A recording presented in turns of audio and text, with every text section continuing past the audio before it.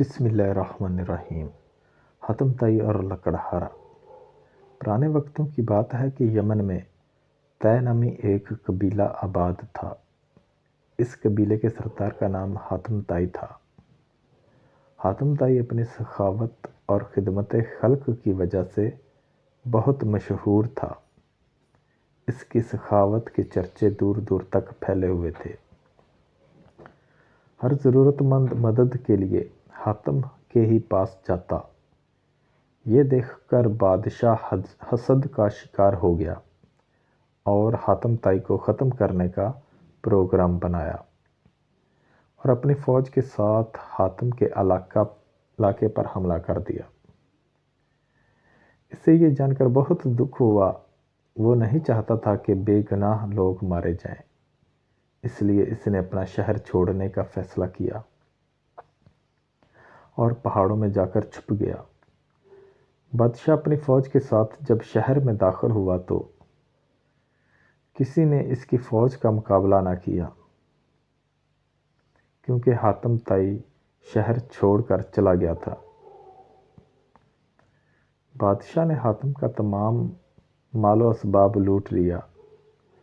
اس کے ساتھ ہی بادشاہ نے یہ اعلان کروا دیا کہ جو شخص حاتم کو ڈھونڈ کر لائے گا اس کو بہت بڑا انعام دیا جائے گا۔ حاتم نے پہاڑ کی ایک کھو میں پناہ لے رکھی تھی۔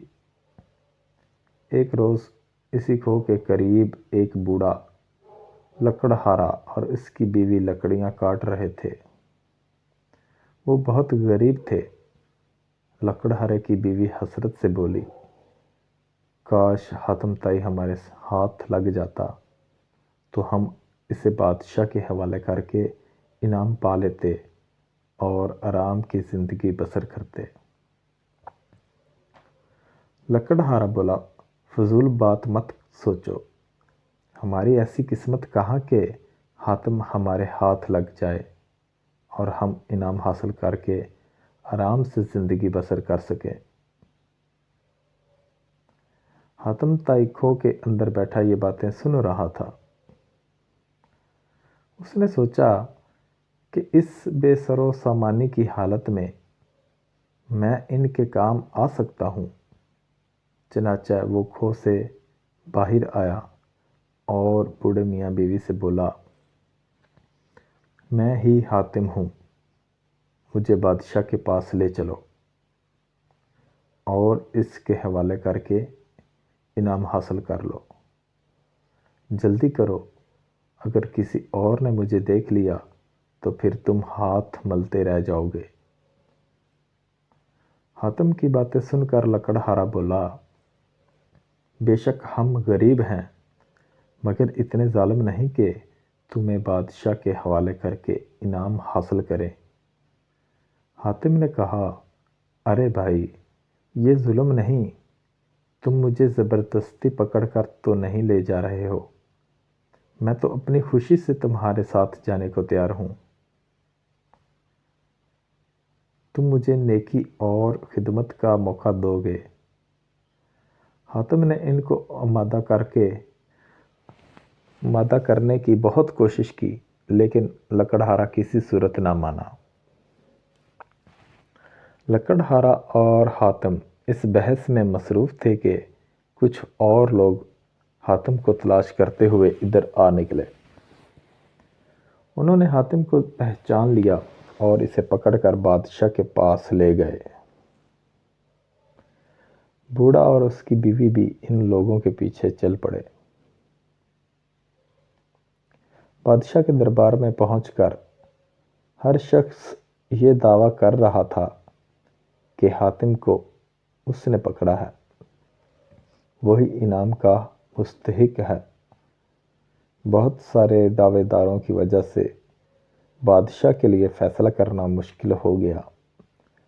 آخر بادشاہ نے حاتم سے کہا، تم ہی بتاؤ کہ تمہیں پکڑ کر لانے والا کون ہے تاکہ اسے انعام کی رقم دی جائے۔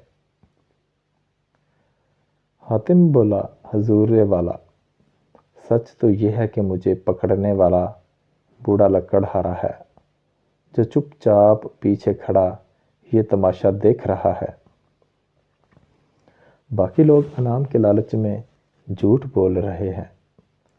لکڑہارا بولا، حضور والا، سچ تو یہ ہے کہ میں بھی حاتم کو پکڑ کر نہیں لایا، بلکہ یہ خود آیا ہے۔ پھر لکڑہارے نے بادشاہ سلامت کو ساری بات بتائی۔ بادشاہ کو جب حقیقت معلوم ہوئی تو اس نے حاتم سے کہا، میں تمہاری شہرت سے تمہارا دشمن بن گیا تھا، مجھے افسوس ہے، تم واقعی عظیم انسان ہو جو ہر حال میں دوسروں کی مدد اور خدمت کے لیے تیار رہتے ہو۔